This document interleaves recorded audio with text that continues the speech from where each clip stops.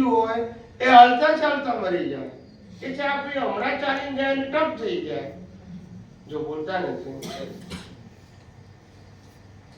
તો આ પોતાની મરજીથી જીવે છે કે મરે છે? તો આપણી મરજીથી આ જીવન નથી તો ચિંતા કેમ?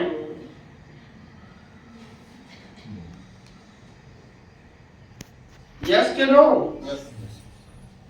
આપણા ચિંતા કરવા જીવન ચાલવાનું છે. બહુ ચિંતા કરી તો ખોટ ના આવે ને જો બોલતા નથી.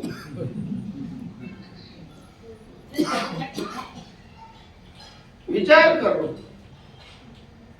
તમારા એક ભાઈબંધ હતા સત્સંગી અમેરિકામાં, એને પૂછ્યું કે સ્વામીજી મારો છોકરો 28-30 વર્ષનો થયો, હજુ કોઈ યોગ્ય છોકરી મળતી નથી, એની અમને ચિંતા છે. મેં કીધું છોકરી જન્મી ગઈ છે, શું કીધું? હમણાં જન્મવાની, એ જન્મી ગઈ છે, એનો ટાઈમ પાક્યો. ટાઈમ પાકશે એટલે તમને ભેગી થાય ત્યારે જન્મવાની નથી જો બોલતા નથી. ભેગી થાય ત્યારે જન્મે? જન્મી તો ગઈ છે પણ ટાઈમ ના પાક્યો તો ભેગું ક્યાંથી થાય? થાય આપણા ચિંતા કરવાથી થાય કે હિસાબ પાકે ત્યારે થાય? હિસાબ પાકે ત્યારે થાય. ત્યાં સુધી વેઇટ એન્ડ વોચ. આપણા ઉતાવળ કરવાથી કશું થાય નહીં. સમજાય છે? કારણ કે પોતાને જીવનમાં કશું ખબર જ નથી કેમનું જીવી રહ્યો છે. આ જીવન જન્મથી મોત સુધી ની બધી અવસ્થાઓ તમારા ગયા અવતારના કર્મ પ્રમાણે નક્કી થઈ ચૂકેલી છે. એમાં રામ કૃષ્ણ મહાવીર પણ બદલી શકે નહીં. એમનું લાઈફ ના બદલી શકે, તમારું ના બદલી શકે. સમજાય છે?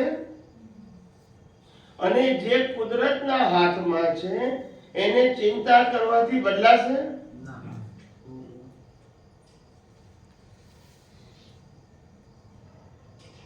ભલભલા બુદ્ધિશાળીઓ ચિંતા કરે. હવે કાલે સ્ટોક માર્કેટ નું શું થશે? અલા તારું શું થશે વિચાર ને. એનું જે થવાનું હોય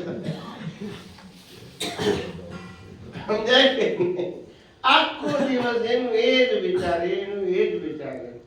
રોજ એક એક દિવસ જીવનનો ઓછો થાય છે ને કે છે હું જીવી રહ્યો છું. કુદરત કે છે હું મારી રહ્યો છું, આ કે છે હું જીવી રહ્યો છું. કોણ સાચું એ જ ખબર નથી.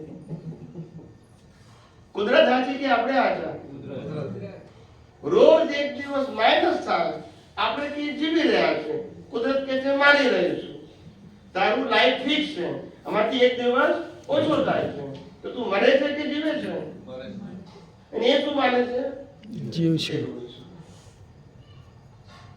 આપણી દ્રષ્ટિ પહેલેથી કેવી છે? ઊંધી. ઊંધી છે, પહેલેથી ઊંધી છે. અમારા એક પ્રોફેસર હતા બોમ્બેમાં, રિટાયર્ડ પ્રોફેસર, બહુ ઇન્ટેલિજન્ટ. અને એ પ્રોફેસરે એમ કીધું કે જીવન જીવવું એ આપણી સ્વતંત્રતામાં આવે છે. શું કહે છે? આપણી મરજી પ્રમાણે આપણે જીવી શકીએ.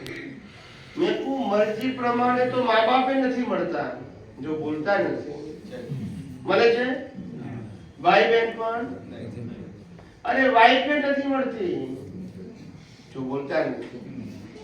છોકરા પણ અને જમાઈએ પણ મળે છે? કોઈ મરજી પ્રમાણે? બધા હિસાબ પ્રમાણે મળે છે. એક શ્વાસ પણ તમે મરજીથી લઈ શકો એમ, વધઘટ કરી શકો એમ? ભલભલા બુદ્ધિશાળીઓને ખબર ના પડે.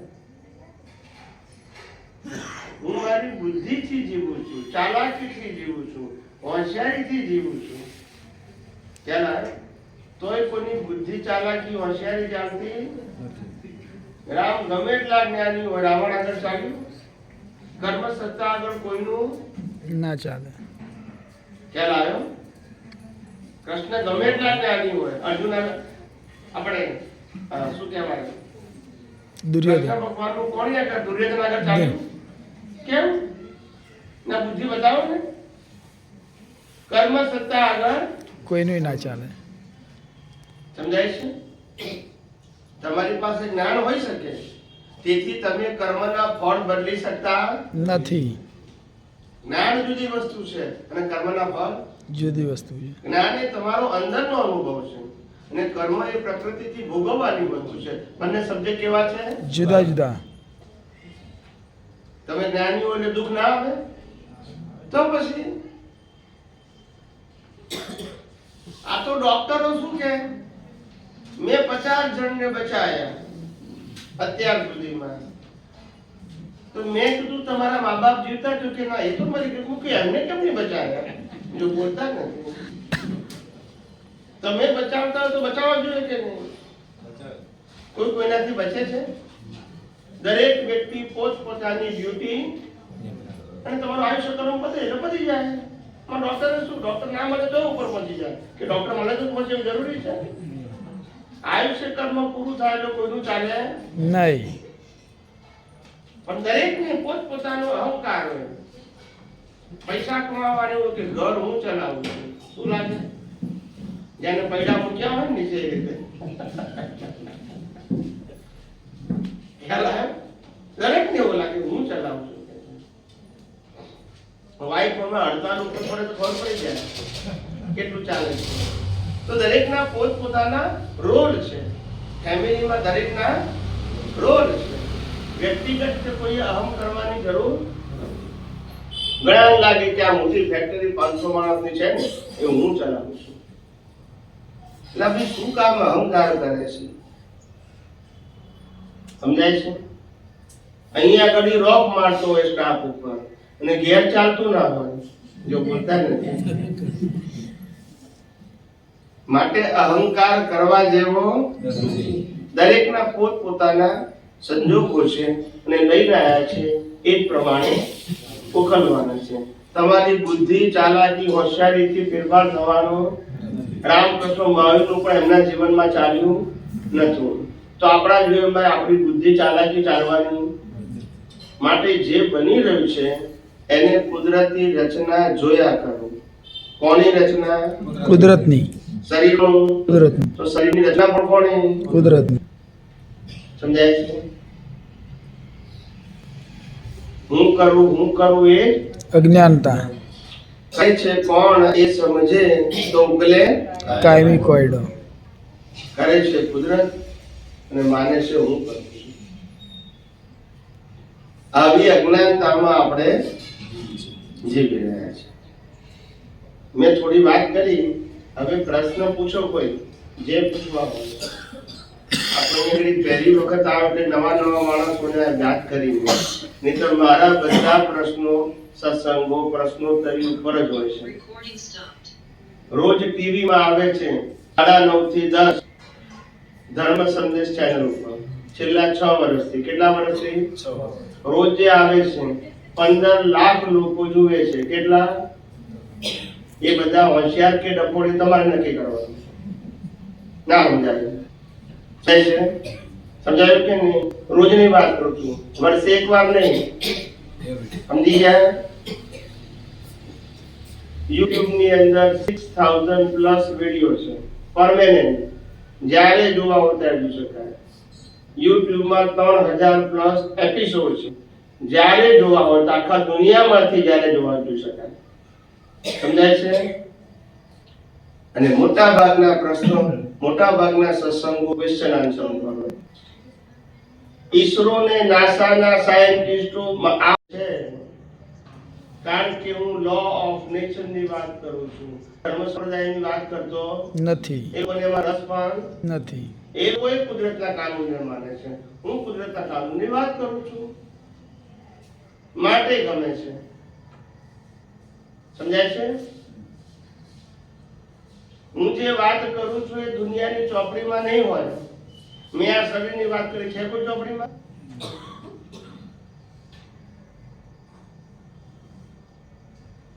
મુક્તિનો માર્ગ જુદો છે અને ધર્મનો માર્ગ જુદો છે. ધર્મ એટલે પાપ પુણ્ય ને પ્રાયશ્ચિત. શું છે? પાપ પાપ પુણ્ય પુણ્ય ને પ્રાયશ્ચિત. પ્રાયશ્ચિત. મુક્તિના માર્ગમાં પાપ પુણ્ય પ્રાયશ્ચિત ના હોય. મુક્તિના માર્ગમાં તો અજ્ઞાનને જ નાશ કરવાનું હોય. શરીર છું એ જ અજ્ઞાન છે, અને શરીરને ચલાવું છું એ બીજું અજ્ઞાન છે, ને શરીર સાથે જોડાયેલા સત્તા સંપત્તિ સંબંધ સાધન મારા છે એ બીજું અજ્ઞાન છે. આ ત્રણ અજ્ઞાન કાઢવા એનું નામ વિજ્ઞાન. અને પુણ્ય વધારવું, પાપ ઘટાડવું, અને પાપનું પ્રાયશ્ચિત કરવું, અને જન્મ મરણના ચક્રમાં રહેવું એનું નામ ધર્મ. ધર્મ અને અધ્યાત્મ બંને શું છે? જુદા છે. ધર્મ ચાર ગતિમાં ફરવા માટે છે, આધ્યાત્મ ચાર ગતિથી મુક્ત થવા માટે. સમજી ગયા? બંને માર્ગ કેવા છે? જુદા જુદા. બેને ભેગા કરવા